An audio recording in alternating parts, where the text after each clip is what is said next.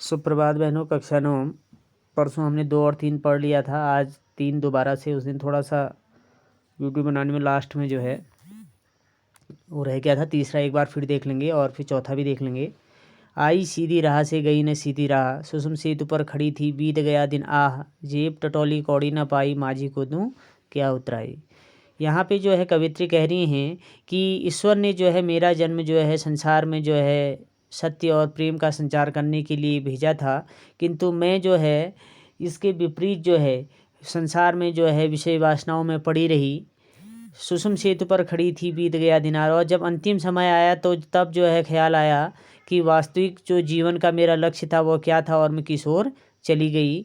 जेब टटोली कौड़ी न पाई माझी को दूं क्या उतराई। और अब जो है मन में आ रहा है कि जब ईश्वर मेरे से पूछेंगे इस भवसागर से पार करने के लिए, जब मैं ईश्वर के समीप पहुंचूंगी और ईश्वर कहेंगे तेरे को मैं इस भवसागर से पार कर देता हूं, किंतु उसके लिए जो है तुमने इस संसार में रहकर क्या पुण्य कर्म किए उनके बारे में बताओ, तो तब मेरे पास जो है उसके विषय में बताने के लिए जो है कुछ भी शेष नहीं होगा, क्योंकि मैंने जो है संसार में रहकर कोई ऐसा कर्म किया ही नहीं, ऐसा कोई परोपकार का कार्य किया ही नहीं जिसको मैं जो है ईश्वर को बताऊं और उस पुण्य कर्म के कारण जो है ईश्वर मुझे इस भवसागर से पार लगाए, अर्थात मुझे मोक्ष की प्राप्ति हो और आवागमन के जो जन्म मरण के जो बंधन है इनसे जो है मैं सदैव के लिए मुक्त हो पाऊं।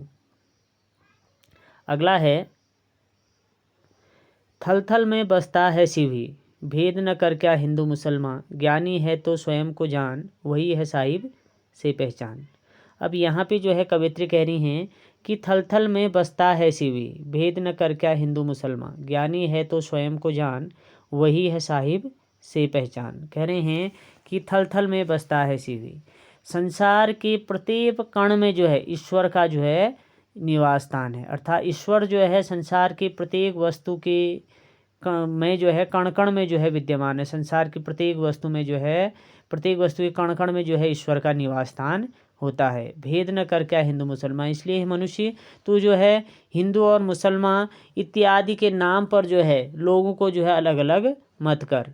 ज्ञानी है तो स्वयं को जान, यदि वास्तविक ज्ञानी अगर तू है तो स्वयं को जान कि प्रत्येक मनुष्य के अंदर जो है ईश्वर जो है बसा हुआ है, संसार की प्रत्येक वस्तु जो है ईश्वर द्वारा ही निर्मित है, इस बात को जान, वही है साहिब से पहचान। और वास्तविक ईश्वर की प्राप्ति उसी व्यक्ति को होती है जो स्वयं को व्यक्ति जब जान जाता है कि ईश्वर ने जो है उसको किस उद्देश्य के लिए, किस लक्ष्य के लिए जो है मानव जीवन दिया है, किस परोपकार के लिए जो है मानव जीवन दिया है, उसको अगर व्यक्ति समझ जाता है तो वास्तविक रूप से उसको ईश्वर की प्राप्ति हो जाती है।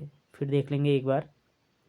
कह रहे हैं थल थल में बसता है शिव, पृथ्वी के प्रत्येक कण में जो है जीव जंतु वस्तु इत्यादि में जो है स्थलचर जलचर और आकाश मार्ग में जो है प्रस्थान करने वाले जितने भी जीव जंतु हैं वह प्रत्येक जो है ईश्वर की अनुकंपा के कारण ही बने हुए हैं, अर्थात प्रत्येक में जो है ईश्वर जो है विराजमान रहते हैं। भेद न कर क्या हिंदू मुसलमान, इसलिए हे मनुष्य तो संसार में रहकर मैं हिंदू हूँ, मैं मुसलमान हूँ, इस प्रकार से जो है भेद मत कर, क्योंकि प्रत्येक मनुष्य जो है ईश्वर के द्वारा जो है उसका निर्माण हुआ है और ईश्वर एक है। भले ही जो है उसके नाम जो है उसको स्मरण करने के, उसको याद करने के नाम जो है अलग अलग हो सकते हैं।